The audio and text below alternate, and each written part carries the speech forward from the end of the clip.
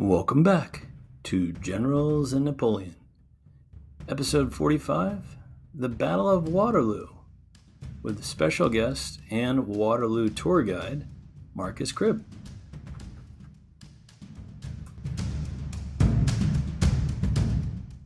We are very excited today because it is June 17th, the day before the Battle of Waterloo anniversary, and we have joining us our good friend Marcus Cribb once again, so generous with his time. Hello, Marcus. Hello again. Thank you very much for having me back. You have such a great intro voice. It's fantastic. So I appreciate you doing this, and tell us what you're going to be doing tomorrow at the battlefield. Yes, so tomorrow, 18th of June, 2023, on the anniversary, I thought it'd be fantastic to get out to the battlefield. I've been out there quite a few times now, but never on the anniversary. So I will be walking the battlefield with a group. At the time of recording, it's quite well booked. So I limited the places to, I think, to 20. So there only might be a few places left, but okay, it's really just about getting out onto the battlefield, seeing this time in the time it happened, and obviously we're paying respects to all those involved.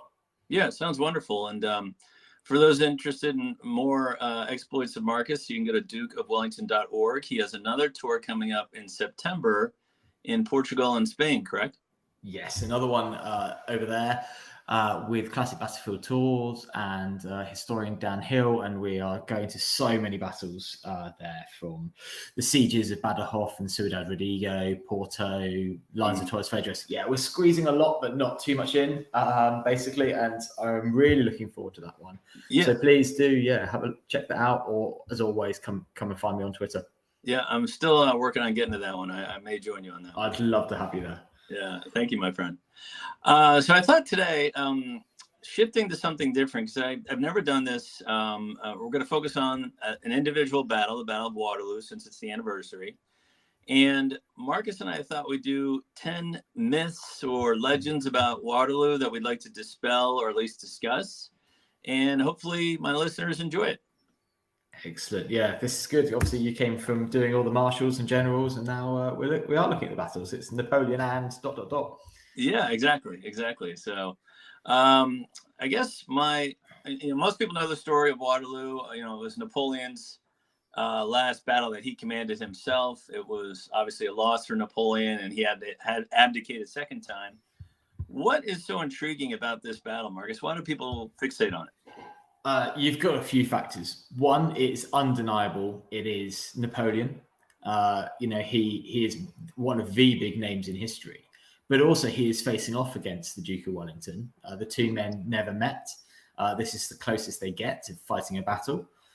These are, two of probably the most recognizable names or faces in history, facing off in one of the big battles that really then shapes the world until about the outbreak of the First World War. It draws the map of Europe, apart from the unification of Italy and the unification of Germany wars. But that actually sets some of that in motion as well. It's a blockbuster event, and it really is one of the bookmarks in history that would have changed quite a bit, maybe.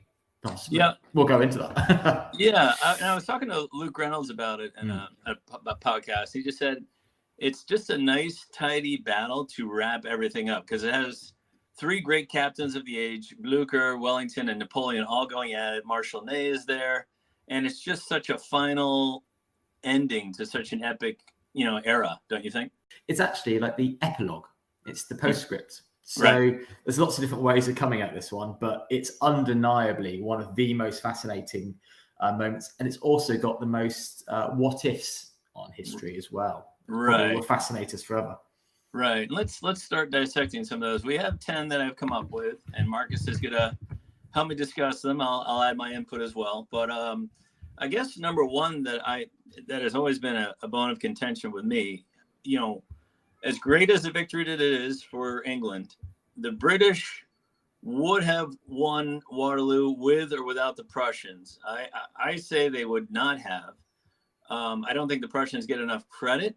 But what is your theory on that, Matt? That they would have won with or without the Prussians? Well, straight off, I'll say no. they would not have won without the Prussians Mm-hmm. because they wouldn't have fought without the Prussians. Mm. So I think that's the most important thing that is forgotten. Sometimes people wave this and they do kind of like sports match analogies, you know, England fighting France and all this kind of stuff. And it's not football, it's not cricket. Right. It's far more complicated. And the alliance is really important. Quatre Bras, Ligny, Wavre are not just kind of separate battles. They're really integral into the campaign. Wellington wouldn't have fought Waterloo without the Prussians because of the actions in the battles on the 16th of June and the decisions made on the 17th of June. Right. So I think that's really important that Wellington would not have gone there and fought the battle at all if it wasn't for the Prussians. They would not have been his plan. He probably would have retreated northwest towards the coast. Okay. Yeah, it's interesting. You mentioned Ligny the 2 days before. The Prussians had a stiff battle with the French, but they lost. But, Blücher, told Wellington he would be there. He would not leave his ally in the lurch. And I think that's, like you just mentioned, that's why Wellington decided to put his foot in the ground and hold that line. Yes. Wellington said before Ligny he would come to Blücher's aid if he was able to. Now, he wasn't able to because he had to fight Ney at Quatre Bras. Mm-hmm. And that's still debated. Did Wellington let Blücher down? I would say no, he made it quite clear that actually he wasn't going to be there and Blücher fought independently. He wasn't waiting on Wellington's arrival. And they, two very different battles. Ligny, the Prussians faced Napoleon's might of his guns, really. Mm-hmm. What Napoleon does best of his hammering with his artillery and sending in columns, right? And faced awful casualties. Whereas at Quatre Bras, it was very different, and it was an Allied strategic victory at so much they contested the crossroads at the end of the day, with all sorts of different elements of the alliance coming into play, such as the Duke of Brunswick, the Prince of Orange actually commanding the battle for the morning as well. Right. Well, let's get into myth number 2, in that the Prussians saved Wellington. Obviously, this is a Prussian point of view. Do you think, I don't know, like if the Prussians hadn't shown up, would have, and Wellington was like engaged with Napoleon, would he have retreated? Would he have stayed in it? Like, do you think the Prussians saved Wellington? Yeah, this is the one that comes out all the time, especially from the very pro Napoleon camp, kind of trying to put down the Allied effort. No, I don't think the Prussians saved Wellington because it's Allied effort. And I view Waterloo maybe a bit differently to some. This is not a slogging match between the Allies and the French, and then the Prussians come in and save this. Mm-hmm. What this is, I view it as an Anglo-Allied army, with the core British regiments in there, but so many multi-nations in this line, holding the ridge. They thought, Wellington especially thought, that Napoleon would do something quite clever and flank round at Hull. Right. He had 17,000 troops there. It didn't happen. Wellington did not think Napoleon would just keep coming on and on, but it was great in many ways, hard pounding this gentleman, he said. But he came in, and it's almost like he drew him into the perfect trap. He bled his army dry, and then a classic swing trap came in, and the Prussians started to roll up the army, drawing in more and more of the French into Plancenoit, and then linking up across Papelotte. And then just as that kind of came in, as the Imperial Guard attack, that the two Allied armies linked together and then rolled across the battlefield. It really was a very good trap if it was designed that way. And I think in many ways, that is what Wellington intended. But the view that the Prussians saved Wellington, it's probably because the Prussians were delayed in their march. So it left Wellington in limbo, and he was critical.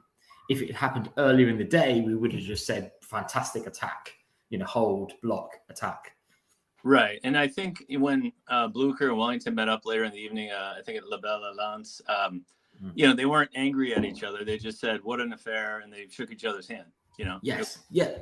And I think that's one of the things it was. I mean, the Belle Alliance was what they thought they could name the battle. And it's the perfect name for it was an Allied victory.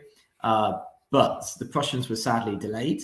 And that's not me trying to blame them. But that's where I think it's kind of exaggerated that the Prussians saved. actually, if they'd been much later, it would have been Wellington's Allied army losing. But actually, if they turned up any earlier, we would have just seen a clearer, cleaner victory. And it was this moment of what we call the crisis, which is normally about 6 p.m. when La Haye Sainte falls, that Wellington's line starts to look quite so perilous. Indeed. Well, let's move on to number 3. I think this is a interesting one. Napoleon would have kept his throne if he had won at Waterloo. Yeah. I don't think so. I think the odds were stacked against him. I mean, he had 200, maybe 300,000 in his army going up against all of Europe with 800, 900,000. Like, the Russians and Austrians were still mobilizing. So yeah. I don't know your opinion. I don't think so, though. I'm interested to hear that I don't think he would have either. I think the size of the forces, the Austrians are almost in the theatre of war, and they've got a very sizable force. And the Russians have got about as far as the Rhine in Germany. You know, let's remember they take part in the victory campaigns in Occupy Paris. So they are on their way, and they've marched a long way. You've got other forces that want to be part of this fight, especially the Portuguese. They really want to get involved. The Spanish are mobilizing, the Swedish are mobilizing, and Britain is bringing up a lot of reinforcements because we've just finished kind of the War of 1812, even though it's 1815. Right. So if Waterloo had been a defeat, if the Prussians had been delayed further, or Wavre had been won, and Wellington had been defeated, Blucher had been defeated, I think we would have seen a Allied reorganization on the coast somewhere near Calais. We would have seen the Prussians fall back east and then reform as best they could with reserves. You would have seen the Austrians come in, then you would have seen the Russians come in, and then you would have seen the British reinforce, which would have been a much smaller force. Yeah, those linking in, I think, even diplomatically, would have been a massive pressure. But I think there would have been another battle probably about a month later that would have been bigger. Yeah, I think his only hope was to somehow split the alliance apart by, defeating a certain country's armies one at a time, in detail, like he always had been. But I think at this juncture, they were all united in effort against Napoleon. Yeah, and it's ironic because when they were in Vienna at the Congress, they were very close to war, arguing over some of the territories. And it could have gone south very quickly. But Napoleon's return united the old kind of allies back together. They had no one else to fight. So actually, they were getting close to fighting each other, but Napoleon actually concreted their friendships again. I think it was inevitable. Honestly, I'll go out on a limbo and say that I think Napoleon never stood a chance of victory. I think the allies together, I would love to conjecture what Napoleon was trying to do when he came back, if he wanted another chance of glory. I've heard theories that maybe he was trying to die even in battle and, kind of solidify his myth and legend there himself by dying in battle, kind of like a Valkyrie going to Valhalla. But Yeah. I mean, he had a glorious 100 days. It probably was nice for him to be back in Paris for even just a little bit to taste that glory again. But I think he would have lost as well, even if he won at Waterloo. Yeah. Moving on, number 4. My favorite marshal is Marshal Ney, and for whatever reason, and if it's Bonapartists or whoever say he did a poor job at Waterloo, I disagree. But I'm going to let you talk on it first. That's interesting. Okay, so I was going to blame the Bonapartists as well, that saying that Ney did a poor job. And that's not just because the Bonapartists have a lot to answer for sometimes, but they do. I think it's very unfair to blame Ney for Napoleon's defeat. Napoleon was the commander and he lost. So any delegation there really is on him. But Ney, I don't think, did a poor job. So Ney was tasked at Quatre-Bras and came very close to victory. This is I'm just looking at this campaign. Never mind, his fantastic career beforehand. Correct. Because that's kind of like the prequel. So Ney does actually quite a good job at Quatre-Bras, given he has some very confusing orders at times. He does have a very long breakfast. Still can't understand that, and should have acted earlier. But I don't think that would have changed the outcome of the battle per se. Maybe. But at Waterloo, so he's given far too much criticism for the cavalry attack, actually. Yeah. So he's normally criticised. You've probably heard this, that he came forward and he didn't have infantry or artillery. Yeah. He did. Yeah. He did bring them forwards. Not in the right numbers, but he did bring them forwards. Right. And he thought the British were retreating, so that's what you do. You send cavalry. Yeah. And it's documented that the heavy casualties that the squares had was because of the horse artillery that came up and fired against them with mass ranks. Yeah. So it was all on warfare. The infantry kind of couldn't get into the action because of the mass ranks of the cavalry. Yeah. But they were there. So I would say that actually, that was more that the Allied squares, there's both Dutch, Germans, Belgians, as well as British there. But we always think of the Redcoats. They held incredibly well in the face of pressure. If one or two of those squares had gone, it would have probably been, aired. Yeah. And they'd gone down to the kind of rally huddle size, some of them. They really did suffer huge casualties, largely from the artillery. Yeah. Then he was tasked with capturing La Haye-Sainte, yep, which had been attacked all day, and he achieved that. Yep. La Haye-Sainte fell about, as I said, about 6 p.m. Yep. The relieving columns of the King's German Legion, famously sent down by the Prince of Orange, they were then wiped out, and the 95th Rifles pushed out the sandpit, which is like the supporting position, just up the road. So that was probably the most critical moment for Wellington. He's been under huge pressure. He's received those cavalry charges, which disorganised his troops and caused high level of casualties, and then La Haye-Sainte falls. So Ney I thought did quite well overall. I'm going to go a step further. I'm going to say he was winning the battle. He captured La Haye-Sainte, like you said. He was inflicting mass casualties in the ranks with his horse artillery. He even called up extra troops, and Napoleon kind of indignantly said, what do you want me to do, make them? And he had the Imperial Guard standing there at the time. So, he also repelled a cavalry charge. Was it the Scott Greys that got pushed out? I mean, he did his job. The Union Brigade, Yeah. So I counter. I think he was about to win. And if Napoleon hadn't hamstrung him with, I can't release the guard yet, I think he might have done it. I mean, it's a really interesting one. I think that probably, I think probably he was doing a very good job, and he was leading very much from the front, very different style, and he's becoming a bit of a scapegoat in this. I agree, and that leads me into number 5 in terms of scapegoats. This is probably the most famous one of all the Waterloo myths and Bonapartists and all that, and that Grouchy should have marched to the sound of the cannons instead of engaging with the Prussians at Wavre. Your thoughts on that one? Well, his orders were to march to Wavre, and as my understanding of it, he was given a very confusing orders, which, if you read it literally, was kind of go march east, but then they were confusing the left and the right flanks of the river. So he was doing as he was ordered. Though he was obviously a marshal, was meant to use his initiative, Napoleon was very much in command of that campaign, and he was following his orders. And actually, his orders to fight and hold around Wavre, we just think of them blocking and moving. Actually, there was really hard fighting in the city, especially around the bridge of the town. So I think he was following his orders and did as he needed to. And actually, by the time he was involved in that, there wasn't really that much time to kind of disentangle himself and get back to Mont Saint Jean, to Waterloo. Right. What do you kind of think on this one? Yeah, and I read an article that actually the day before he had seen Ney get admonished for not following his orders at Quatre Bras.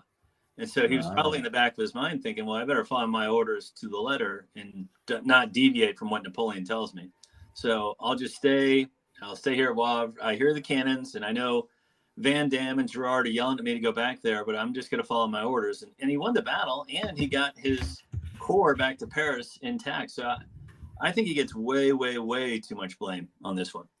Yeah, I think there's a case of scapegoating the marshals for Napoleon's failures. And it's interesting you mentioned about blaming onto Ney. That links us to one a bit later on that I've made a note of. But yeah, I think we've got to remember who's in command here, and Napoleon's style, coupled with his health, Arguably, I strongly believe the medical evidence is showing that Napoleon is suffering, early symptoms of stomach cancer here. Mm-hmm. He's unwell. He's got piles and hemorrhoids. He's got massive crippling stomach pain, right. And he's just generally unwell and quite lethargic. And I think he's kind of when somebody's in pain, they become quite, angry, grumpy, whatever the word you want to use. You can lash out at people. Right. If you've got a massive headache, stomach ache, you take that out on somebody. And I think we see elements of that here, that he's putting down his marshals around him. Right. And it's, to me, like in America, it's like blaming your assistant coaches instead of the head coach of a football team or a soccer team, like. Yeah. Who's in charge? Who's the boss? Right. Exactly. So, yeah. And you can only ever have one commander in a battle if it goes well, if you want it to go well. We've seen a few examples where people try to kind of co-command, and it doesn't really work. You need one person ultimately making a decision. It's not a democracy. Everyone doesn't have an equal vote. We have a military rank structure. Yeah, if Wellington had lost the battle, I don't think the blame would have gone on Hill or Barras or Picton. No, that wouldn't have come for a second, would it? And we don't talk about those as the victors either, do we? We talk about Wellington. Correct. If Napoleon had won, we wouldn't have been going, Grouchy, you did a fantastic job, and Ney was brilliant. We'd be going, Napoleon this and Napoleon that. Yeah, so, yeah, good point. Moving on. This one, La Haye Saint, we mentioned it earlier, and Hougoumont we should discuss as well. These were two buildings that were on the battlefield, and Wellington, put garrisons within both of them, and one fell and one didn't. And I wanted to say, did Wellington wisely use and support La Haye Saint? I think he used it wisely. On the support side, though, I think maybe it's just too many Frenchmen and they couldn't repel them wave after wave when they ran out of ammunition. Yeah, I mean, out of all the farms that he used, the key ones being La Haye Saint and Hougoumont, and Hougoumont is such a special place to visit. It really is one of my favorite places to visit anywhere. And La Haye Saint's still in private hands, and it very rarely opens up. And I've seen a few calls recently of people saying, it should open. It's in private hands. Right. That's what it is. Yeah. And there's lots of plaques on the outside. So it's incredibly similar in many ways. They both suffered multiple break-ins and kind of pushing out, and both had quite mixed forces, actually. It wasn't just the guards at Hougoumont.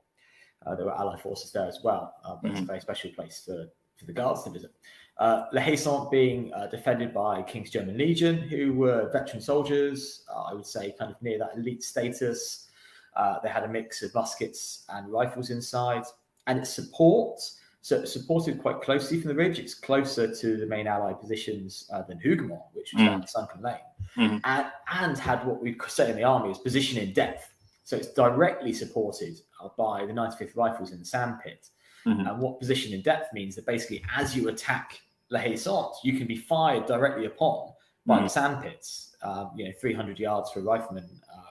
La Haye Saint's kind of just a bit less than that. So if you're breaking down the doors, actually, if you turn to your right-hand side, you can see the sandpit and you can be shot at from there. So from that point of view, it's well supported. The interesting one comes when they start to run out of ammunition. Right. And they're not given enough correct supplies. Whereas at Hougoumont, the driver breaks through with the supplies for the Royal Corps transport. So they get that. Could he have put more men in? Well, actually, you can't put that many men into tight buildings and expect them to be able to operate. They need freedom of movement. As the position fell, the Prince of Orange famously sends forwards 3 battalions of King's German Legion who don't see the French cuirassiers and are cut down, which in turn we see lots of criticism of the Prince of Orange for that. But it's in a little bit of dead ground. It's quite close, so it's one for another time to debate, maybe. Right. But I don't know. I mean, La Haye Saint fell. It's a matter of fact. It's fiercely fought over. Right. I think it's one of these ones that was almost inevitable. If you rewind even as far as the night before, but they burnt their own gates because they didn't think they were going to stay there, and it was a massive pressure on La Haye Saint because it's in the centre of the line as well. Yeah, and I want to just call it the bravery of the King's German Legion and the soldiers. I mean, they probably knew it was a suicide mission. Like we're all going to die here. They kind of like the Alamo, but they stayed at their posts and And there was an element of that. I mean, when the building was burning around them and they were still defending it with basically like one shot in the barrel and bayonet. Mm-hmm. And actually, you know, King's German Legion, incredibly brave, tough soldiers, originally Hanoverian origins, fighting for the Elector of Hanover, which happened to be King George. Mm-hmm. But as the French are coming in, they are having shouts of no mercy, and prisoners are executed and killed there. That's German prisoners executed by the French. So it was not a nice, clean fight. This is really brutal, really hand-to-hand going. And so they don't think they in any way did they let it fall. They fought up probably beyond where most men could have. Only a few managed to escape, and even that they actually ran through a burning building to escape. So yeah, good shout to honour those men. Yeah, indeed. Moving on, number 7. This is a big controversial one too. Is Napoleon should have started the attack earlier. Those of you who know your Waterloo history, there was a big thunderstorm day before. The water, it was a huge storm. The fields were soaked. It was very muddy. So Napoleon, on the advice of his artillerymen, decided to postpone the start of the battle. Yeah, huge thunderstorms. This is because of the Indonesian volcano that went off that summer that changed the atmosphere. So the volcano that might change the course of history. Mm-hmm. The two ones here is one, it was waterlogged, and what Napoleon could have done, you know, he possibly delayed the battle because he wanted to form up his grand battery. Mm-hmm. That's kind of putting together, we think, somewhere between 60 to 90 guns. We can't quite tell, but it was certainly a sizable amount of guns together in one collective near D'Erlon's corps and attacking there with a massive bombardment. So that was delayed, probably. The other one that isn't really given enough attention is that actually the army was still strung out along the road from the day's march the day before. Mm-hmm. The night before. So they weren't actually in position. So the weather played a factor, but actually there were still men kind of moving up the road. You know, this is really confusing. There's, you know, not actually many torches being lit. Certainly we're hundreds of years before anything like night vision goggles and that kind of command and control. Right. And radios and things that help you, and mobile phones and, you know, WhatsApp that we all use today. Right. So they genuinely were struggling to move along that road. So it reached a point that the French army was getting kind of snarled up, and then we're just kind of camping out where they were, whereas they weren't actually far enough up. So Napoleon should have started some sort of attack earlier, probably, to start applying the pressure. Mm-hmm. Wellington certainly thought he was going to. The army stood to at dawn. Mm-hmm. The bit going of how he could have done that without the main pressure of his army, that's an interesting one. Yeah, and the reason the artillerymen wanted to hold off is, you know, cannonballs generally cause more damage when they bounce off the ground, and they kind of skip through. They skim like a cricket ball. Right, like a regiment, and just plow through like an entire body of soldiers. But due to the mud, they were just being fired and like landing and not moving. They were just, you know, embedding in the mud. And it's really clayey soil there as well, just to be clear for anyone who hasn't visited. You know, if it starts to rain, it's really claggy, solid, clunky soil. It's not just wet. See, I'm glad you told us that, because I've never been there. So I'm glad you have that firsthand experience. But also, just, you know, maneuvering troops is hard in wet, soggy mud. So if Napoleon's planning this intricate frontal assault, he needs freedom of movement for his infantry. So I get why he waited, but you're right. He should have done either a probing or some sort of skirmishing this much earlier in the day. Yeah, and I am certainly not a general, and I'd hate to be an armchair general, but I think he could have done something to start the action and start applying pressure. Yeah, like you say, like some sort of probing attack, a feint. You know, arguably Hougoumont was the first action at 10 o'clock. That could have been earlier with different forces. So yeah, it's certainly one should he have done, but I think the big one there is actually kind of the myth is that it was just the mud. There was actually an element for the night before there as well. Mm-hmm. Indeed. Moving on, this one also, I hear a lot about this one. Number 8 is Napoleon should have employed Marshal Davout and Marshal Murat at Waterloo. Famously, Davout was left back in Paris as Minister of War because it was really the only man Napoleon could trust in Paris. And Murat was turned away after his treachery in 1814. What do you think? Would this have made any difference to have these two? Probably. But I mean, Murat's going to be almost impossible because he's down in Italy. Mm-hmm. And actually, by this point, he's thrown his hat in and gone into fighting. He's gone into fighting quite early, and he's basically lost by the time that Waterloo's coming about and being executed for. So it's really difficult for him to have actually had any effect at all, whether Wellington wants him or not. Yeah, I've read about this, and I've read that Napoleon said if Murat was there, he might have broken 1 or 2 squares of English infantry, and that's all I needed. But I don't know if one man could have done that. I mean, as you know, British infantry squares were notoriously impossible to break. Yeah, and I don't think that the cavalry would have had a better effect because of the way they would have led, as opposed to Ney. Once they're actually away from the general, the orders are given, they're attacking the squares. Right. You're into regimental and subunit level fighting, maybe even brigade. But I don't think it would have made that big a difference. Murat has probably more faults than he does positives in many ways. You'll know he's quite an egotistical one, but I don't think he could have been employed. I don't think it was physically possible. No, I agree. And Davout's the interesting Davout, the Iron Marshal. I'd be interested to hear. Actually, please, can you see what you think? Yeah. I mean, if he was the commander instead of Grouchy-Wov, would he have returned? Probably. Would it made a difference? Probably not. But I don't know if Davout would have made a huge difference. I still think Ney would have been put in charge of the main thrust at Waterloo. Do you think Davout would have replaced Soult as chief of staff? Or? Yeah, maybe, and probably would have issued a lot clearer orders. Yeah, that's a good point. But even that, would that have turned the tide? I don't know.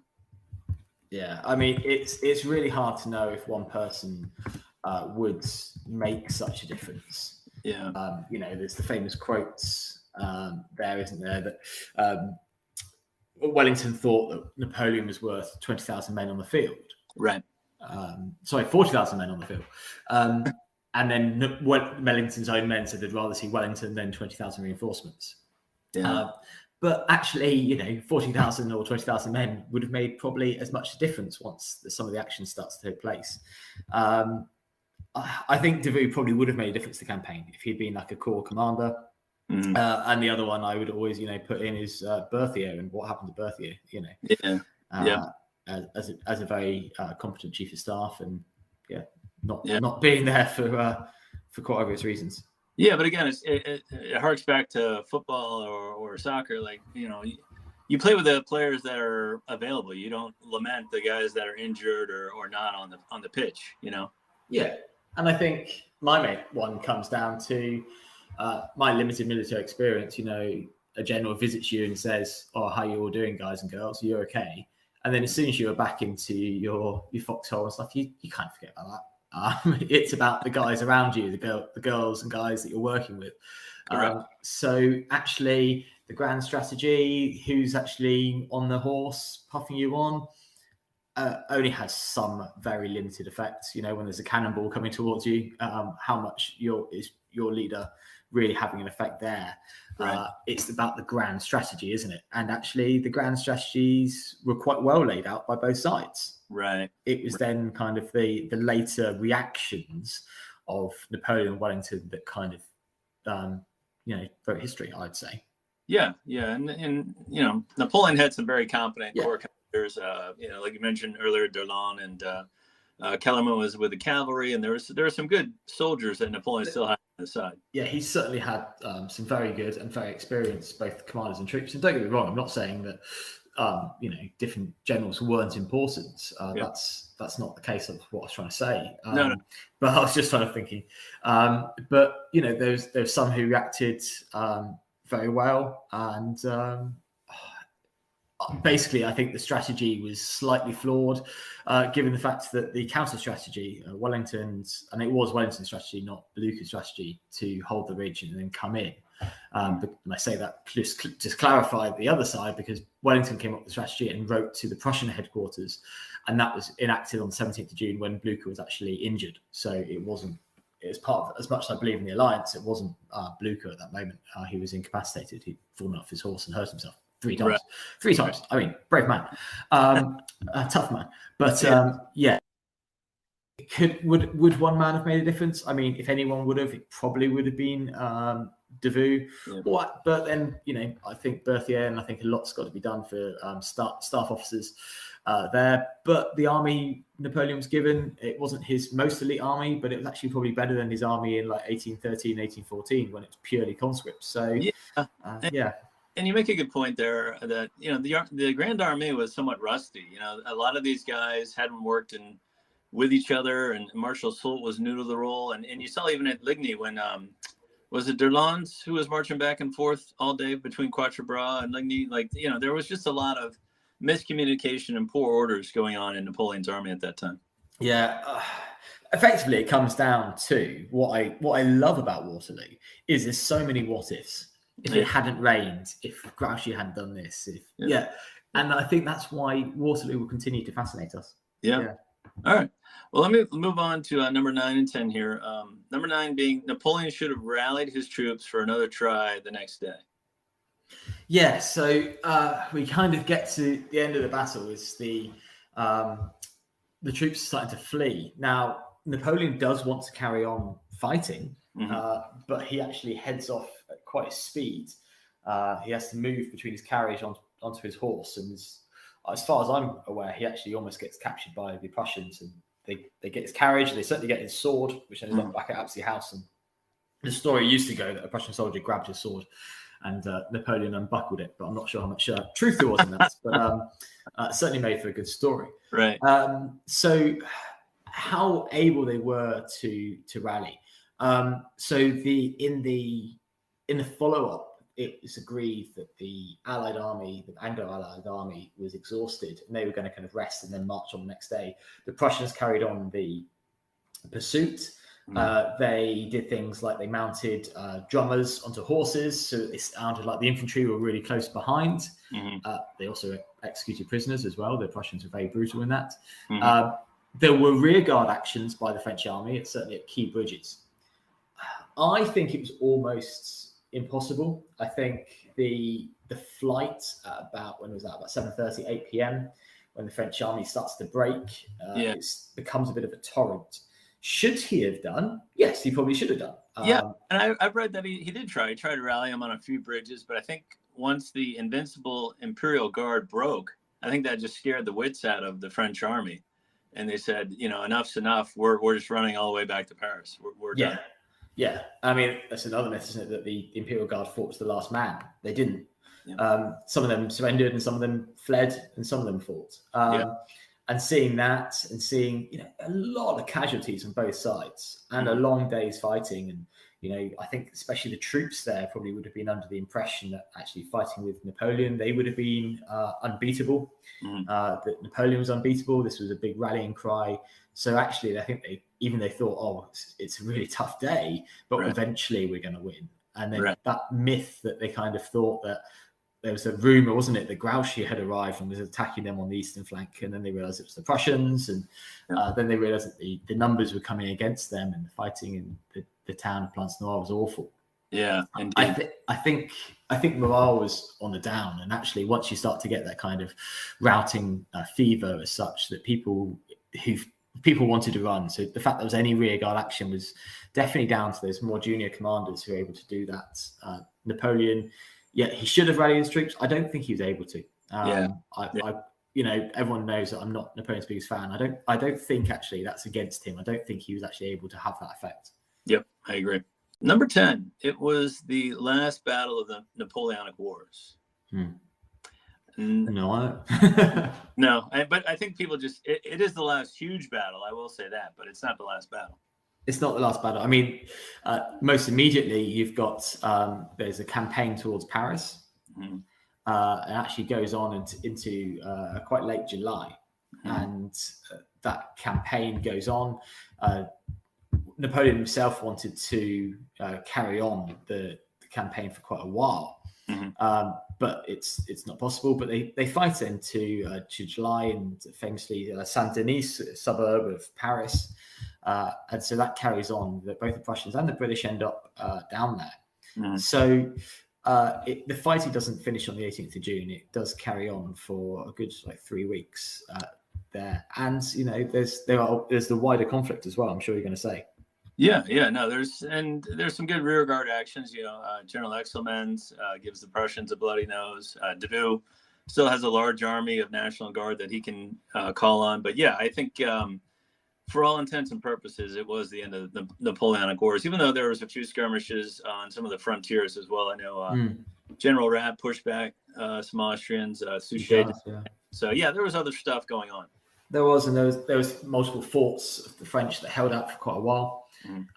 But it's not the end, actually. The Paris campaign doesn't receive much highlights, but the writings on the wall. Napoleon heads back to Paris and says that he wants to carry on fighting, and effectively his own parliament said, no, that's not really what's going to happen now, I'm afraid. Do you want to consider leaving, or do you want to consider surrendering? Those are your two options. Right. Well, let's jump. We have 2 bonus myths. You guys thought we were done. We have 2 more for you. The first bonus myth is Napoleon surrendered that day at Waterloo. Yes, thank you, Ben and Bjorn from ABBA. I refrained from singing it, but he says, "Whoa, Napoleon did surrender there." I think you've won, I've lost the war. Right. Quote. Right. He doesn't. He makes it to Paris, as I said, and he makes it then on to the Billy Ruffian, as we call it, HMS Bellerophon, which is on the coast in July.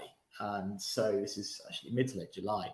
And by all intents and purposes, we believe that Napoleon was trying to flee to America. It's quite a big French colony out in America. And he's blockaded in by HMS Bellerophon. And he then actually goes onto deck and surrenders to Captain Maitland, I think a distant relative of General Maitland, but not a close relative, but Maitland, they won't stand, fame of the guards, and he surrenders to him. So actually a naval captain, which is equivalent to an army colonel, so not a senior officer, actually, not very high officer, and surrenders there on board the Royal Navy's deck. Yeah, you do wonder though, if he would have just made a break for it, would he have made it to America? And if so, if he made it, what would he have done there? Would he have become a quiet private citizen, or would he have caused trouble in America too? You don't know. Yeah, I mean, I'd be interested to know as well, because there was the colony of vines and olives, which a lot of French generals went out to, and they tried to farm. There is actually a fiction series of Napoleon in America, which is highly recommended. I know, very well researched. So that's one I really do want to pick up one day, because I know the author does a lot of good research. So it's wrong of me to have not picked up the book yet. Yeah, no, I've seen that as well. And then my added bonus question, and this is highly debatable. I don't want anyone really angry at me, but Waterloo is the greatest song by ABBA, Swedish. I thought a Super Trooper. No. I think it's Take a Chance, maybe Fernando, Mamma Mia, but some people are very adamant that Waterloo is their greatest hit. What is your thought? Do you know what? It's probably one of the earliest military history songs in pop culture. It could well be. They're one of the greatest. It's certainly one of the most famous, certainly one of the most hummed ones. Yeah. And when I briefly dabbled with reenactment, we had a very down-to-earth guy who played Napoleon in Britain. And yes, we did sing Waterloo to him when he parades past. It is a very catchy song, I will say. It's really catchy, isn't it? It's it's a real earworm. It gets stuck, and I'm really struggling not to hum it right now, because I'm certainly not going to sing. Indeed. No, I just want to get that one in there. But that was very informative. I think we covered a lot of the myths that are out there and legends. It is an intriguing battle. I know it has more research than all the other ones. Frankly, I think the Battle of Leipzig is more pivotal than Waterloo, but I know Waterloo gets all the attention. Yeah, I mean, I've given this a lot of debate with online and with friends and colleagues, and I know Zach White's done a bit on it. It wasn't that important, and to an element, I agree. It wasn't the be all end all. I think we said earlier, there would have been other battles that would have defeated Napoleon, but it's such an important landmark event in history. Not only did so many men die, but it helped write history. And all of these what ifs and myths keep people coming back time and time again. Just to wrap up here, since you're doing the tour tomorrow, how should one visit the battlefield? Is it a several day thing? Should you get a hotel in Brussels? Like, well, how do you usually recommend people visit the battlefield? Yeah, I'd definitely say 2 days. Okay.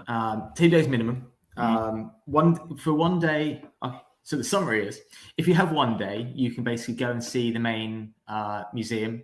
You can walk up the Lion's Mound. You can. They normally have like reenactors there, fire a cannon and do a quick demonstration, and then you probably get as far as Hougoumont on one of the tickets, and you might get to either Napoleon or Wellington's headquarters. But that's kind of your day out. I would say that's probably day one. Day two, park up back at the museum, get on your hiking boots and walk it. It's achievable, but there are no toilet breaks. It's a walk in a day. And that's what I'm going to do on the 18th of June. It's what I love taking groups out there to do. It's fantastic. There's a real clockwise loop that you can follow. I really need to write it up as a pamphlet or something. But it's all achievable. It's all on tracks. The only thing I say is, it's lots of cobbles and dusty roads and some shale and stuff. So you do want, and then there's tarmac. You really do want a good pair of boots and a bottle of water with you and good bladder control. But it's really worth doing in a day. If I took my partially sighted father there, who's pushing on his late 60s, and he did it we did it at 30 degrees in August, then most people should be able to do it. And it's the best way to feel connected with the battle. It's the best way to appreciate the ground. And there's a lot of memorials to units as you go around. So you can pay homage and respects to both individual units, but also stands, where such important history took place. Right. No, I've never been, so I appreciate you sharing that with me. And I'd really like to see it sometime soon. So. I'd love to take you or show you there if I could. Yeah. One day we'll make that happen. Yeah, indeed. So yeah, it's fascinating. Well, thank you, my friend, as always, for this great episode again. And I hope my listeners enjoyed it.